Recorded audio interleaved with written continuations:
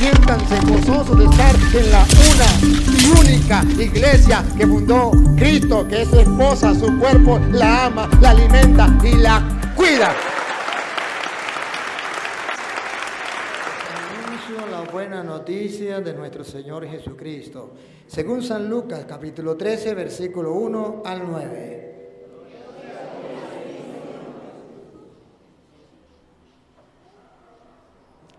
En aquel tiempo, algunos hombres fueron a ver a Jesús y le contaron que Pilato había mandado matar a unos galileos mientras estaban ofreciendo sus sacrificios.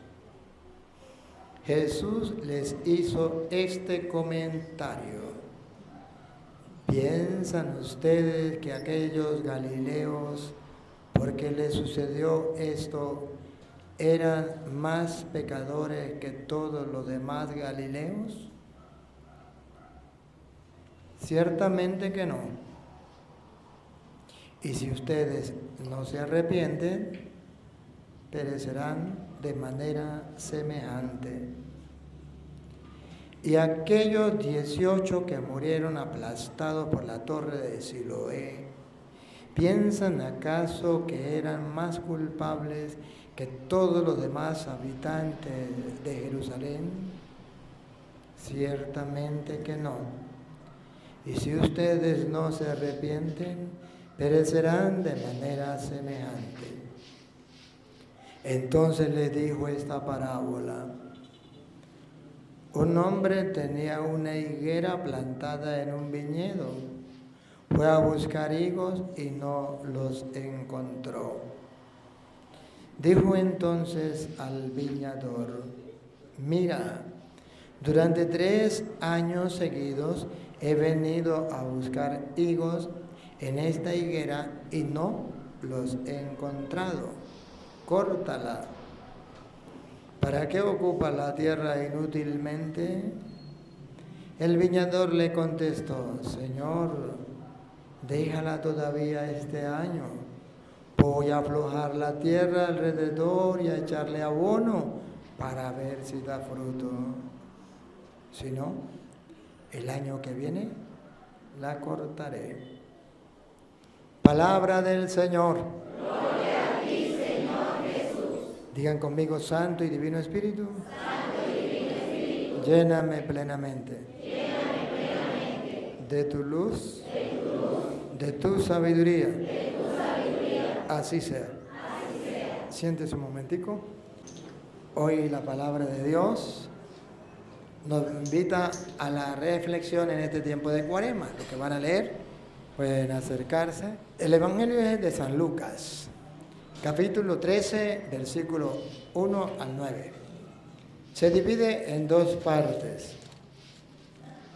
La primera parte, en la parábola, es de el dueño de la viña, que manda al siervo a cortar la mata que ya no da fruto. El viñador dice: vamos a cultivarla, vamos a abonarla para ver si da fruto, y después la cortamos. La primera parte sería: nosotros somos ese árbol que damos o no damos fruto. La segunda parte sería: Dios quiere que nosotros hagamos algo por los demás que no dan fruto, y que tratemos de echarle abonito y arreglarlo para ver que los demás también se salven, que alcancen la salvación. Vamos a ver entonces cómo habla San Lucas capítulo 13, versículo 1 al 9. Y ahí vamos a centrar nuestra atención. Escuchemos. Del 1 al 9, ¿sí? Sí. Del Santo Evangelio según San Lucas, capítulo 13. La higuera que no da fruto. Antes de dar la parábola de la higuera que no da fruto, Jesús pone 2 ejemplos. Miremos primero los 2 ejemplos que Jesús pone.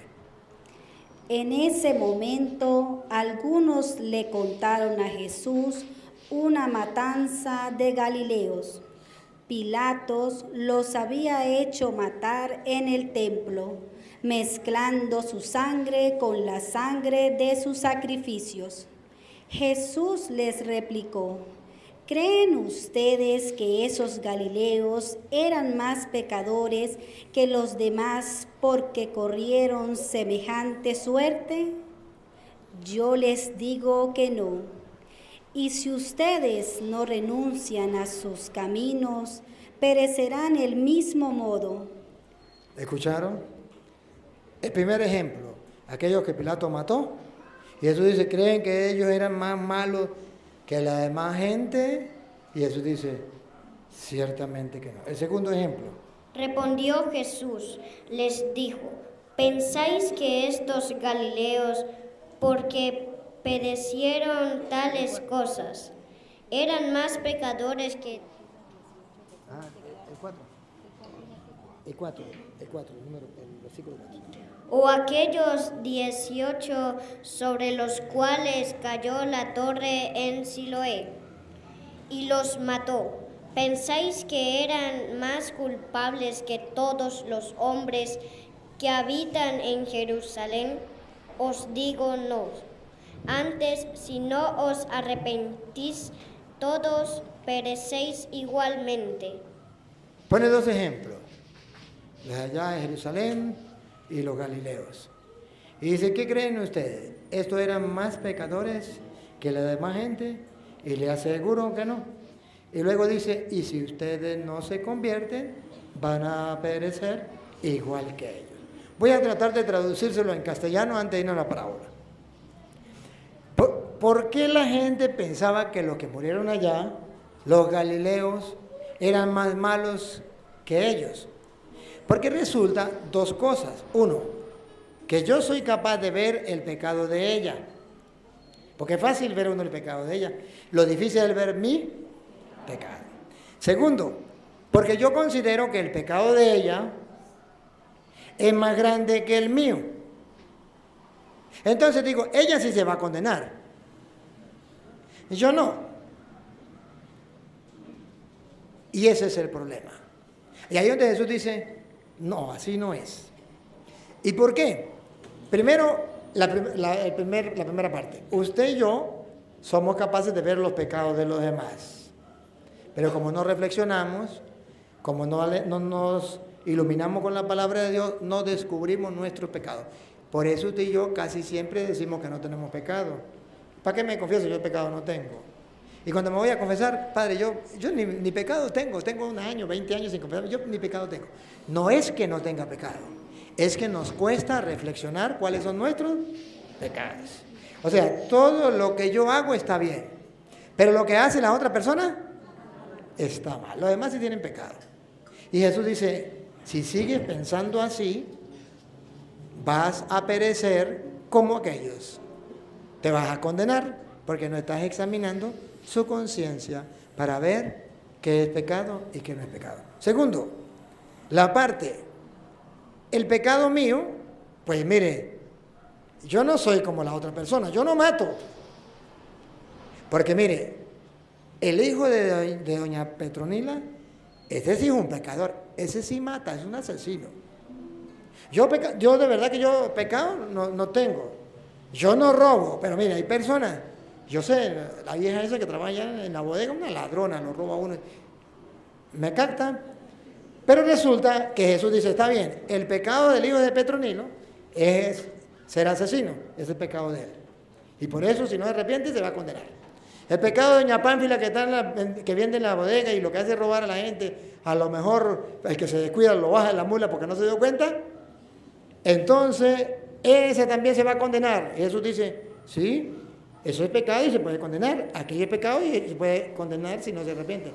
Pero el pecado suyo no es matar, el pecado suyo no es robar. Pero puede ser que el pecado suyo sea la envidia. Y si no se arrepiente, también va a parecer como los demás. O puede ser que el pecado suyo no es matar ni robar, pero el pecado suyo es darle a la sin hueso. Hablar de los demás, eso se llama matar la fama, y eso es pecado. Y si aquel se tiene que convertir de tan grande pecado para que no se condene de ese gran pecado de asesinato o de aquella del gran pecado de robar, usted se tiene que convertir de ese gran pecado que es ser chismoso a darle a la sin hueso. Si aquel pecado es matar y aquel robar, el pecado suyo puede ser las groserías. Que si usted no se convierte y se queda mirando en el pecado de los demás, a usted le va a pasar lo mismo que a aquel. ¿Por qué? Porque escuchen algo. Usted amarra un pajarito, lo amarra con una cadena. ¿Está amarrado o no está amarrado? Está amarrado. Si lo amarra con un mecate grueso, ¿está amarrado o no está amarrado? Si lo amarra con un mecate más fino, ¿está amarrado o no está amarrado? Si lo amarra con una cabulla, ¿está amarrado o no está amarrado? Si lo amarra con un hilo, ¿está amarrado o no está amarrado? Mientras que esté amarrado, está amarrado. No me importa si sea con una cadena, que es matar, robar, o con un hilo, que es decir groserías, mentiras, darle a la sin hueso. De todas maneras está amarrado por el diablo, y el diablo lo lleva, cual pajarito amarrado, a darle matarire liderón, a destruirlo. Entonces, lo que Jesucristo está diciendo hoy es que usted y yo no podemos decir, yo ese pecado no lo tengo, por tanto, yo no me voy a condenar como esas personas que sí son malas. Yo me pongo a comparar con esas personas y yo de verdad no tengo pecado, entonces usted se queda, bueno, que lo encuentre. No me pierdan aquí donde estamos. Ahora busquen 1 de Juan, capítulo 1, versículo 8. No me pierdan aquí donde estamos. Si quieren, márquelo con la cabullita y busquen 1 de Juan, capítulo 1, versículo 8. En el 1 de Juan, capítulo 1, versículo 8, nos expresa lo que le estoy diciendo. Usted puede ser que diga, pues yo pecado no tengo porque yo no mato, yo no robo. Entonces, yo no tengo problema, yo no soy como ese pecador. ¿Se acuerdan del fariseo, no? Gracias, Señor, porque yo no soy como ese pecador, yo no mato, yo no robo, yo ayuno, yo doy el diezmo. Pero resulta que aquí San Juan viene a decir que una persona, por muy buena que sea, y una persona que diga, pues yo pecado no tengo, vamos a ver qué dice San Juan. Escuchemos, 1 de Juan, primera carta, 1:8, 1 de San Juan. Si decimos que no tenemos pecado, ¿escucharon? Entonces, si usted dice, yo no mato, yo no robo, Padre, ¿yo para qué me voy a confesar? Yo no tengo pecado. Entonces dice el Señor, vamos a suponer que sea cierto y que diga que no tiene pecado y la persona crea que no tiene pecado. ¿Qué está pasando en esa persona? Oigan. nos estamos engañando a nosotros mismos. Bárbaro. O sea que el que diga que no tiene pecado, no es porque no tiene pecado, sino porque no ha reflexionado lo que es pecado. No solamente no ha reflexionado, sino al decir que no tiene pecado, está cometiendo un pecado. ¿Cuál pecado? Escuchen. Y la verdad no está en nosotros. Está cometiendo un pecado que se llama decir mentiras. De modo que ni siquiera aquel que diga que no tiene pecado, no tiene pecado. Porque si no tuviera pecado, al decir que no tiene pecado, es un mentiroso. Y la mentira es un pecado. Epa, por cierto, ese es el pecado de los protestantes. Que los protestantes dicen que no tienen pecado. Y la Biblia dice, el que diga que no tiene pecado, primero, se engaña a él mismo. Por eso los protestantes se engañan y dicen que ellos van directo al cielo con tu zapato y ropa. Ellos no pasan ni por el purgatorio, ellos no creen en el purgatorio, porque ellos van directos al cielo. Porque ellos pecado no tienen. Pero Jesús dice, y resulta que la verdad no está en ellos. Son unos mentirosos. Y a pesar de eso hay gente que les cree. Yo no los creo. Pero hay gente que les cree. Y con esa mentira atrae mucha gente. A mucha gente lo atrae. Le dice, vente conmigo y serás salvo. Ya no tiene para qué confesarse. Por eso ustedes verán que los protestantes no se confiesan. ¿Por qué no se confiesan? Porque no tienen pecado. Y nosotros los católicos, ¿por qué no nos confesamos? Porque somos una parranda de pecadores. ¿O no? Claro. Pero entonces, hoy la palabra de Dios nos viene a mostrar que yo tengo que reconocer que yo soy pecador y tengo que arrepentirme y convertirme. Que si yo no me arrepiento y no me convierto, entonces me va a pasar lo mismo que le pasará al que mata, al que roba, al que baila pegado. Como dicen los protestantes, ¿verdad? Yo no mato, yo no robo, yo no fumo, yo no tomo, yo no bailo pegado. Entonces nosotros nos puede pasar lo mismo. La invitación que nos hace el Señor Jesús es que tenemos que arrepentirnos y convertirnos. ¿Y qué significa arrepentirnos y convertirnos? O convertirnos y arrepentirnos. Y en tiempo de Cuaresma, pues les tengo que decir, del labio de Jesucristo nuestro Señor. Del labio de Jesucristo nuestro Señor. San Marcos, capítulo 1, versículo 15, Jesucristo dice que es arrepentirse y convertirse.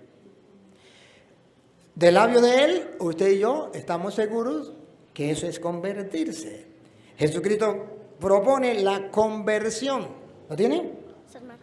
1:15. Escuche la conversión que habla Jesucristo. Oiga. Diciendo, el tiempo se ha cumplido.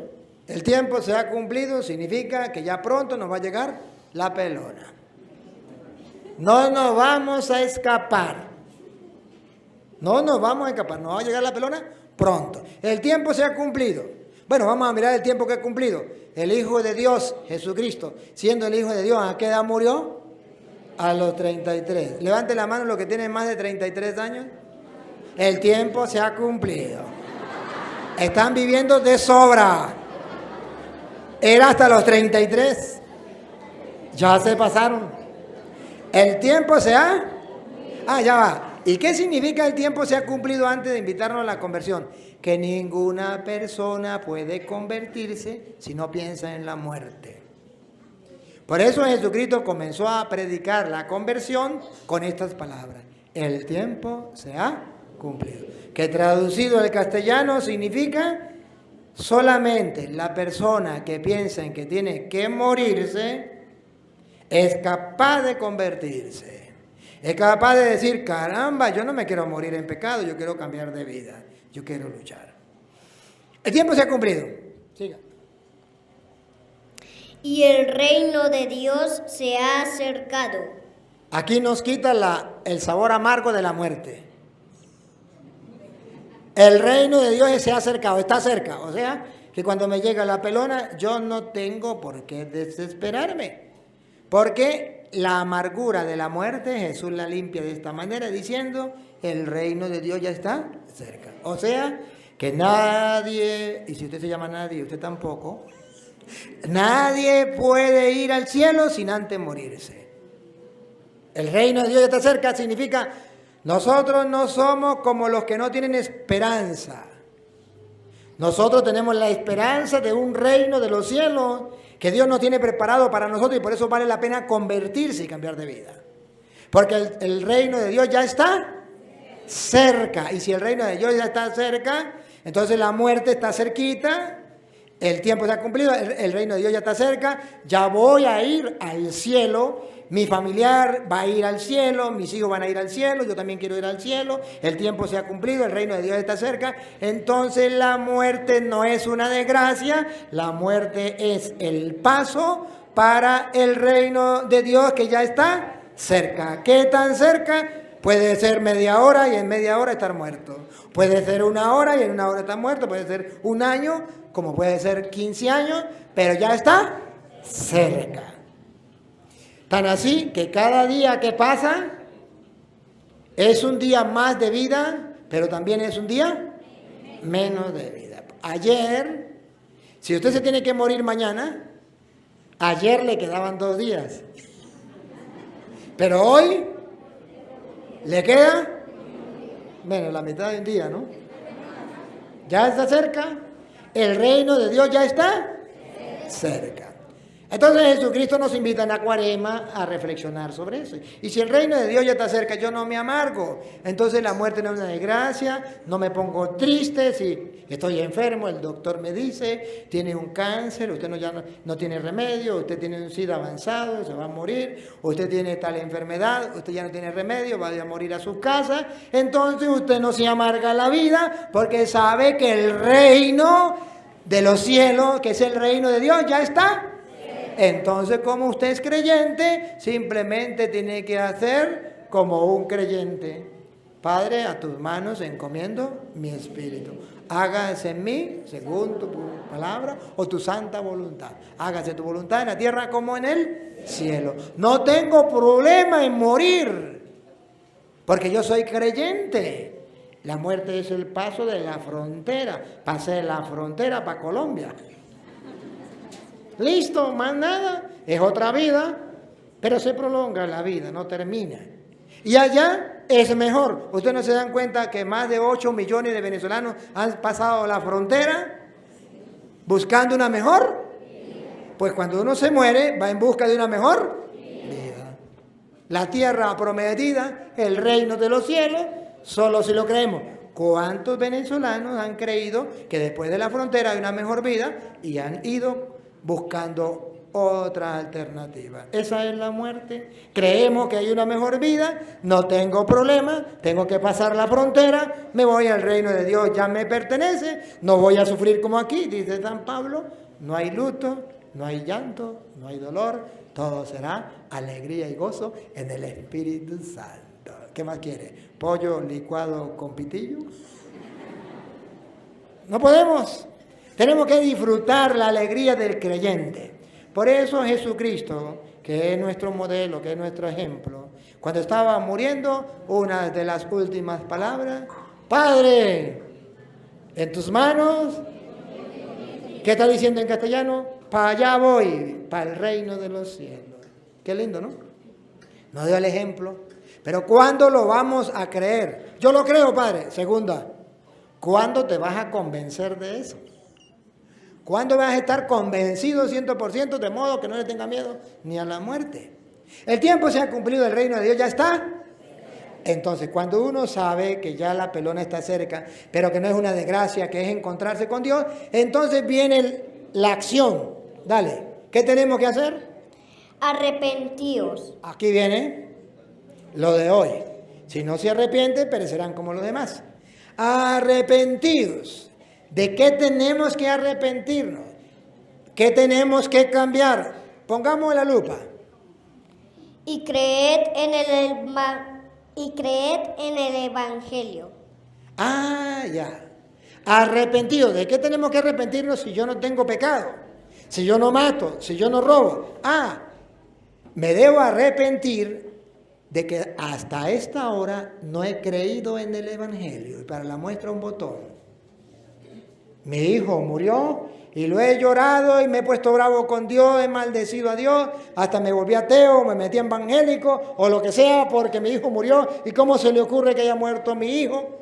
O sea que la persona no creyó en el Evangelio. Arrepentido y creer en el Evangelio. Hoy, entonces, en tiempos de Cuaresma, el Señor nos invita. Por eso en la ceniza, cuando le colocaron la ceniza, ¿qué le dijeron? Conviértate y cree en el Evangelio. Para los protestantes convertirse es meterse a evangélico. Para Cristo no. Para Cristo convertirse es comenzar a creer en el Evangelio. Usted puede decir, pero mire, yo era un borracho y yo dejé de tomar. ¿Eso quiere decir que se convirtió? Puede ser que el doctor le dijo que si seguía tomando se iba a morir. Y dejó de tomar. No porque se convirtió, sino porque el doctor le dijo que iba a morir como un tonto. ¿Me captan la idea? ¿Qué sería convertirse? Que él lea en la Biblia donde dice, los borrachos no entrarán en el reino de los cielos. Entonces al leerlo en la Biblia dice, mira, yo todos los fines de semana me emborracho. Pues yo voy a creer lo que dice el Evangelio, que los borrachos no entran en el reino de los cielos. Entonces, No porque el doctor me diga que si sigo tomando me voy a morir, dejo de tomar, sino porque el Evangelio dice que los borrachos no entrarán en el reino de los cielos. Entonces hay una conversión. Comienzo a creer en el Evangelio. Y de ahí entonces, queridos hermanos, cuando nosotros leemos el Evangelio y creemos en el Evangelio, ahí viene la conversión sincera. Entonces nosotros andamos mirando qué dice la Biblia. Y cada cosa que yo voy a hacer, entonces yo analizo. La Biblia dice que esto es bueno o es malo. Ustedes le pongo ejemplos hoy concretos. Mire, hoy la gente dice, pero es que vivir en concubinato, eso no es malo. Todo mundo vive en concubinato. Es más, los que viven en concubinato viven más felices que los que viven casados. Yo he visto gente que se casa y se separan. Yo he visto gente que vive en concubinato, casados, y viven como perros y gatos peleando. Y he visto gente que vive en concubinato y viven felices. Pues déjeme decir que yo también lo he visto. Entonces, ¿por qué me tengo que casar? Porque tengo que convertirme. ¿Y qué convertirme? Creer en el Evangelio. A mí me parece que vivir en concubinato es lo mejor. Eso es lo que a mí me parece, pero eso no es el Evangelio. Yo tengo que convertirme, entonces tengo que mirar lo que dice la Biblia, que Dios quiere el matrimonio. El hombre dejará a su padre y a su madre, ¿se acuerda de Mateo 19:5? Dejará a su padre y a su madre, se unirá a su mujer, los dos serán uno solo, y lo que Dios ha unido, que no lo separe. Entonces mira en la Biblia y se da cuenta que Dios quiere eso, la unión del hombre y la mujer, bajo la bendición de Dios. Lo que Dios ha unido, que no lo separe el hombre. Y entonces me doy cuenta que el adulterio también es un pecado, porque dice Dios, lo que Dios ha unido, que no lo separe el hombre. Entonces me doy cuenta que el adulterio también es un pecado, que yo no me puedo separar de mi pareja e irme a vivir con otra pareja, porque eso es un pecado. Pero es el príncipe azul, puede ser el príncipe azul, pero te necesita una conversión. ¿Y conversión qué es? Creer lo que dice el Evangelio. Cuando Jesús dice, conviértese y cree en el Evangelio, es porque Jesús sabe que lo que le cuesta al mundo de hoy es creer en el Evangelio. O si no, miremos, antes era algo desagradable, horrible, algo que usted detestaba cuando miraba a un hombre con otro hombre o a una mujer con otra mujer, ¿o no? Pero ahora ya el mundo, el nuevo orden mundial, nuevo orden, significa que antes había un orden y lo cambiaron. Ahora hay otro orden. Antes era el orden de Dios. Lo que Dios mandaba estaba en primer lugar y estaba en orden las cosas. Ahora hay un nuevo orden. Lo que Dios diga no me importa. Ahora lo que digan los hombres. En ese nuevo orden mundial dice, pues si un hombre le gusta a otro hombre y los dos se sienten felices, que vivan felices, que hagan lo que quieran, que eso no es malo. ¿Y qué dice el Evangelio? No me importa. Entonces les falta una conversión. Porque Jesús dice la conversión, ¿qué es? Creer en el Evangelio. Entonces una mujer que viva con otra mujer dice, pues eso no es malo, mi mamá me tiene que aceptar, la sociedad me tiene que aceptar, la iglesia me tiene que aceptar y yo puedo ir a comulgar y nadie me puede decir nada porque yo me siento bien así. Perfecto. Eso no lo vamos a pelear, que se siente bien así. Lo que vamos es a mirar si hay una conversión en tu vida. Lo que Jesús pide para no morir como aquellos es convertirnos, arrepentirnos. Y convertirnos es comenzar a creer lo que dice el Evangelio. El mundo de hoy necesita una conversión, creer en el Evangelio. Y cuando crean en el Evangelio se van a dar cuenta que el Evangelio dice que vivir hombre con hombre es algo fuera de lo normal, una aberración, es algo detestable por Dios y eso es un gran pecado que, por cierto, dice la Biblia que Sodoma y Gomorra fueron destruidos por ese pecado y que Dios no está de acuerdo con eso. Entonces, una conversión es mirar lo que dice el Evangelio y decir, pues yo pienso de otra manera. Pero voy a sacar mi forma de pensar y voy a adoptar la forma de pensar de Dios. Eso se llama convertirse y creer en el Evangelio. No, pero yo digo, por ejemplo, que las malas palabras no son malas, que todo el mundo dice malas palabras y a mí se me sale. Entonces eso ya no es malo, ya no es pecado. ¿Qué dice la Biblia? La Biblia dice que es un pecado. y que no podemos entristecer, allá lo dice Efesios 4:29 en adelante, si alguno lo quiere leer, dice que no podemos entristecer al Espíritu Santo con las groserías o las malas palabras. O también por allá, Mateo 12:36 en adelante, dice que no puede brotar de la misma fuente una bendición y una maldición, algo malo, las malas palabras, por las cuales tendremos que entregarle cuentas a Dios. O sea, la conversión es creer en el Evangelio. Hay mucha gente en la iglesia, pero hay muy poca gente que lee la Biblia para ver cómo tiene que vivir. Les falta una sincera conversión. Padre, pero yo ya me convertí porque yo estoy en la iglesia. A mí qué me importa que esté en la iglesia. El diablo también va a la iglesia. Los perros también van a la iglesia. Si yo voy a la iglesia es para escuchar la palabra de Dios. ¿Para qué escucho la palabra de Dios? Para encarnarla, para practicarla. Y al practicarla, al escucharla y practicarla, eso se llama convertirse, creer en el Evangelio. Pero si yo voy a la iglesia a escuchar la palabra de Dios y la escucho y no le hago caso, pues entonces, ¿dónde está la conversión? No hay conversión. Puede ser que vaya, entonces se llenó más la iglesia, pero no hay conversión. Ahora, queridos hermanos, y cuando nosotros leemos la Biblia y nos damos cuenta qué es pecado, ¿qué tenemos que hacer? Fácil, sencillo, tratar de luchar. Somos pecadores y ustedes, Primera de Juan, capítulo 2, versículo 1, dice exactamente lo que tenemos que hacer. Si conocemos la palabra de Dios, no debemos pecar. Pero San Juan dice, pero somos humanos y somos pecadores y tenemos que pecar tarde o temprano, vamos a pecar. Entonces, ¿qué tenemos que hacer? Escuche. Primera de Juan, capítulo 2, versículo 1. Hijitos míos. Hijitos míos. Atención. Les he escrito esto para... El Evangelio, la palabra de Dios, ¿para qué fue escrita? Para que no pequen. ¿Para qué fue escrita la palabra de Dios? Para que no pequen. ¿Se dan cuenta? La palabra de Dios fue escrita para que nosotros nos demos cuenta que es malo y no pecar. Pero oigan lo que dice San Juan. Pero si uno peca, les he escrito eso para que no pequen.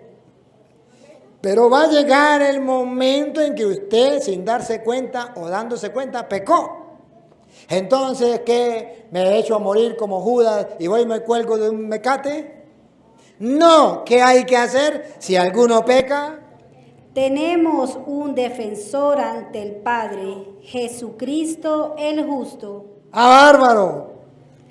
Tenemos un defensor ante el Padre, Jesucristo el justo. Si alguno peca, porque vamos a pecar, la solución no es decir yo no tengo pecado, tapar como el gato, o como hacen los protestantes. La solución es decir, pues yo pequé, sí pequé, pero tengo a alguien que puede limpiarme, que puede perdonarme, Jesucristo el justo. El justo, Él es la víctima por nuestros pecados. Él ya pagó el precio por nuestros pecados, yo no tengo que pagar nada. Yo lo único que tengo que hacer es reconocer que pequé y saber que ya Cristo pagó por mi pecado. Entonces, con humildad y sencillez, voy a confesar mis, como dice la Biblia, allá en Marcos capítulo 1, versículo 4 en adelante. San Marcos capítulo 1, versículo 4 en adelante, la gente cuando se sentía pecadora iba a confesar los pecados con Juan el Bautista, un pecador, un hombre igual que los demás, pero era un instrumento de Dios. Escuchemos Marcos 1, 4 en adelante. Bautizaba a Juan en el desierto y predicaba el bautismo de arrepentimiento para perdón de pecados. Y salían a él toda la provincia de Judea y todos los de Jerusalén, y eran bautizados por él en el río Jordán, confesando sus pecados. La gente entonces, cuando escucharon la palabra de Dios, tuvieron una conversión, comenzaron a creer en el Evangelio. Y al creer en el Evangelio, descubrían que dentro había pecado. Entonces comenzaron a gritar, yo pecado no tengo. O comenzaron a hacer como Judas, como tengo pecado voy y me ahorco. No, toda la gente acudía a Juan, ¿a qué? A confesar los pecados, porque ya Cristo pagó por nuestros. Lo que se necesita es humildad, sencillez, para reconocer nuestro pecado a la luz de la palabra e ir a confesar nuestro pecado, sabiendo que tenemos un abogado ante Dios, aquel que pagó por nuestros pecados y ya la misericordia de Dios. Entonces, ¿se acuerda que decía el Salmo? ¿De qué tamaño es la misericordia de Dios? Los que escucharon el Salmo de hoy. Sí, grande, pero ¿de qué tamaño? Del cielo a la tierra. Entonces, cuando uno lee la palabra de Dios y encuentra con ese salmo que la misericordia de Dios es grande, como del cielo a la tierra, entonces nunca va a dudar que Dios le perdonó. Padre, que yo me confesé. Yo me he confesado, mire, Padre, yo cometí un aborto cuando era muchacha y resulta que yo, mire, Padre, yo lo he confesado 1000 veces y yo no me siento perdonada. ¿Por qué no se siente perdonada? ¿Porque Dios no se lo perdonó? No, Señor, ya Dios le perdonó. Porque usted no se ha convertido. Convertirse es creer lo que dice el Evangelio. ¿Qué dice el Evangelio? Que la misericordia de Dios es grande y es más grande que del cielo a la tierra. Entonces usted no se ha convertido, no ha creído lo que dice el Evangelio, que la misericordia de Dios es grande. Y si usted ya se confesó, tus pecados te son perdonados. Así lo dijo Juan 20:23. Cuando Jesucristo mandó a los discípulos a perdonar los pecados, les dijo: a quienes ustedes perdonen los pecados le quedan, y a quienes no se los perdonen le quedan sin perdonar. Escúchenlo, Juan 20:23. A quienes descarguen de sus pecados serán liberados, y a quienes se los retengan les serán retenidos. Lo que falta es que usted crea en el Evangelio. Ahí está escrito.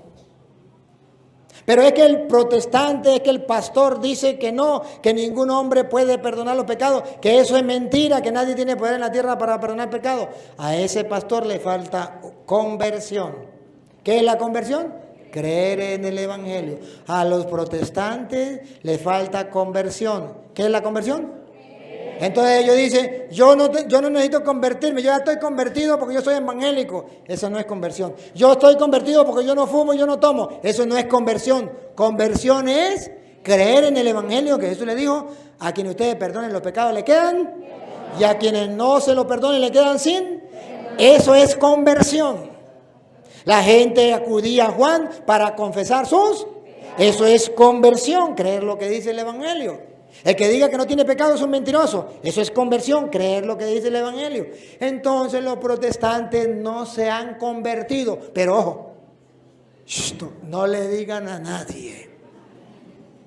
Y los católicos ignorantes dicen, es que mi tía se convirtió.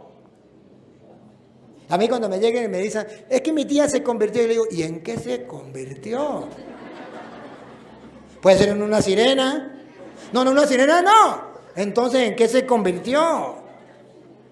Porque para convertirse se necesita creer en él. Y los protestantes no creen en el Evangelio. Cuando Jesús agarró pan y dijo, tomen, esto es mi cuerpo que es entregado por ustedes. Hagan esto en memoria mía. Ellos no lo creen porque no se han convertido. Y convertirse es creer en el Evangelio.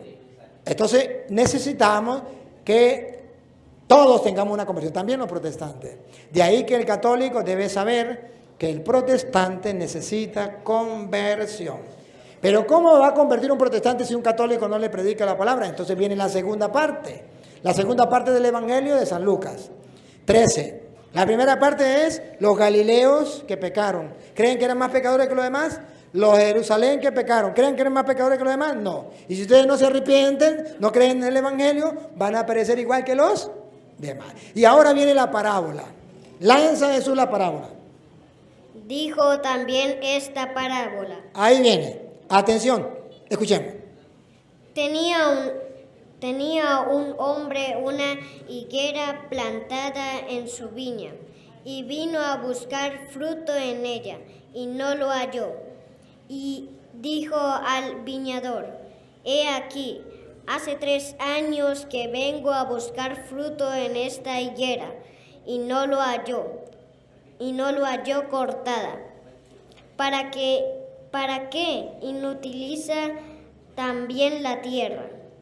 Él entonces respondiendo le dijo: Señor, déjala todavía en este año, hasta que yo cabe alrededor de ella y la abone. A ver, dice el Señor, mire, una matica se sembró y he venido a ver si da. Esa matica somos nosotros y el Señor espera que demos. Ojo, Él viene a buscar los frutos que Él desea y que deberíamos dar como cristianos. El fruto es creer en el Evangelio. Tengo que creer en el Evangelio.